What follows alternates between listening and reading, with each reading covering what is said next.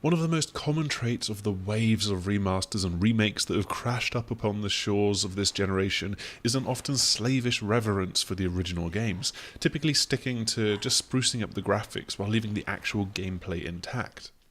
Resident Evil 2's remake, however, does not follow this script, but rather takes the source material and reimagines it for the modern day. It is all the better for it. Of course, the first thing that can go and die in a burning bushel of zombies are tank controls used for human characters, and they've been dutifully thrown out of the window alongside the fixed camera views that were an absolute necessity for the original game to achieve its level of graphical detail through the use of pre-rendered backgrounds, something that was actually quite common to do on the PlayStation 1. Within seconds, it's easy to see that the shifting to a third-person, over-the-shoulder camera view was the absolute right decision, and this has become, outside of Resident Evil 7, a staple of the series since Resi 4. But the game easily retains the creepy horror game vibe compared to the more action-oriented feel of the mid-2000s games. Of course, that's helped by the fact that the environments can just get an awful lot darker than they could before.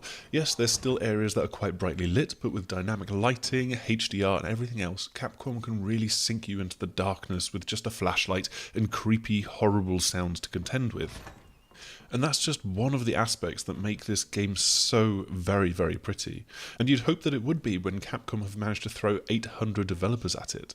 The lighting in particular is wonderful and atmospheric. When it's raining outside and Leon and Ada head out from the RPD headquarters, it captures just the right amount of cinematic light shimmer to give it that Hollywood look and feel that the original was actually trying to capture.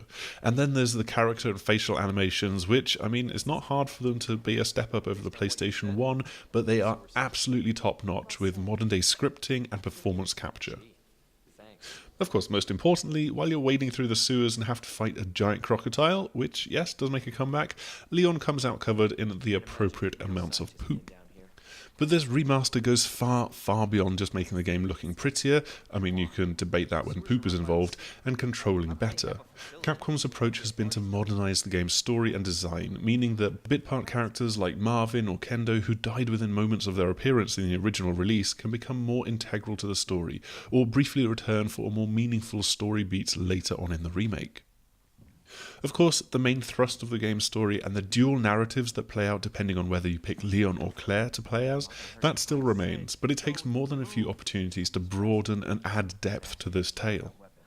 It's actually taken to the extent of adding entirely new areas along the way and introducing new puzzles alongside remixes of previous ones. Ada has now got a remote hacking tool that can scan through walls for power conduits and switches and then remotely trigger them.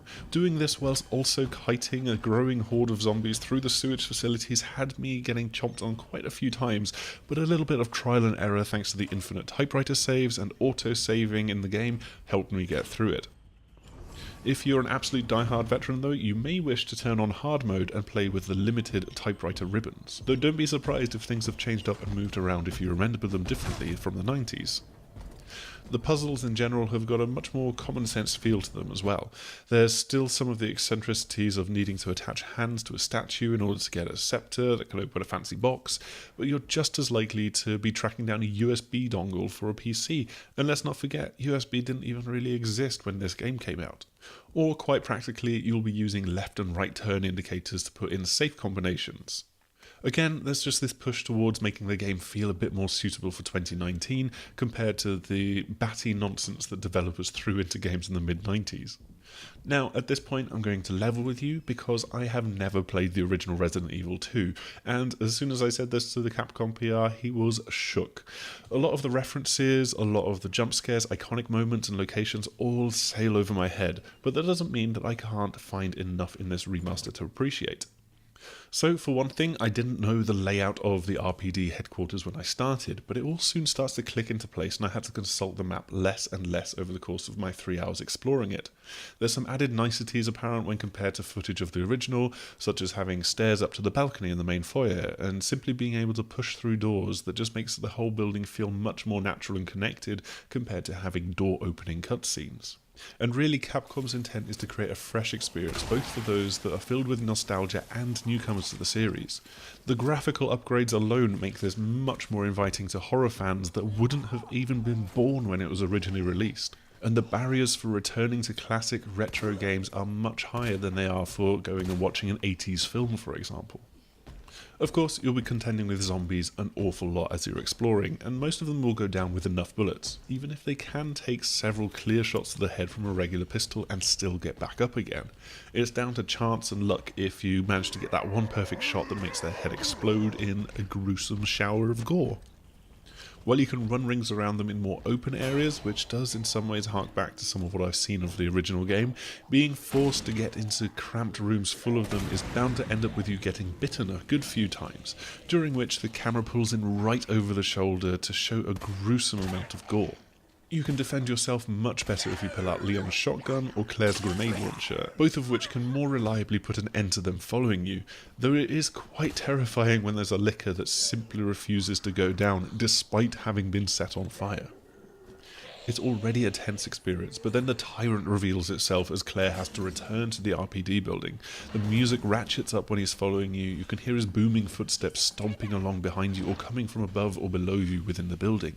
And while I can boast a little bit about having ice-cold reactions when simply walking past the lickers that are inches away from you, after all, they can't see you, so if you don't make any noise, then it doesn't matter how close you are. And I sometimes had the foresight to board up some of the windows with zombies clawing on the other side in order to dispel some of the jump scares that I had a pretty good feeling were around the corner. But the tyrant constantly had me running a little bit scared. There was the hilarity of opening the door from the safety of Chief Iron's room to find the tyrant just stood right outside.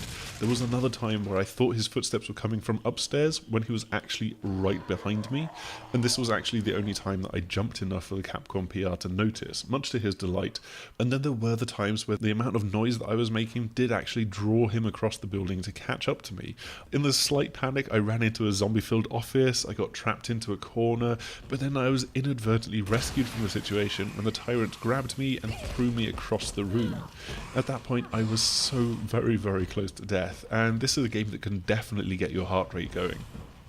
Really, the best thing about Resident Evil 2 is that Capcom are redeveloping it in a way that caters to both fans of the original and newcomers.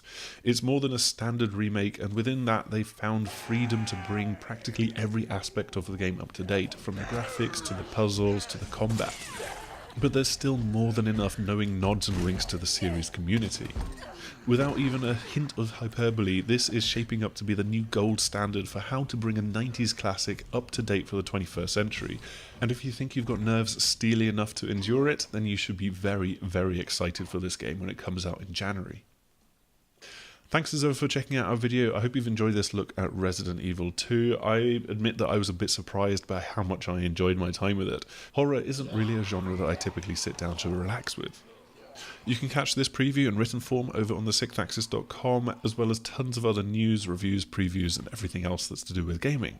So please come and join us over there, but before you go, like, subscribe, and share, and hopefully we will see you again soon. Goodbye!